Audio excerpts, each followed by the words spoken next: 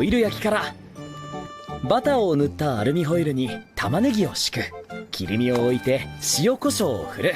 しめじとえのきを乗せたら軽く酒を振りかけてバターを一かけ。まだだからな。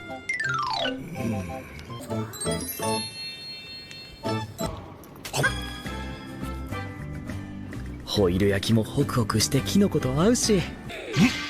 うわ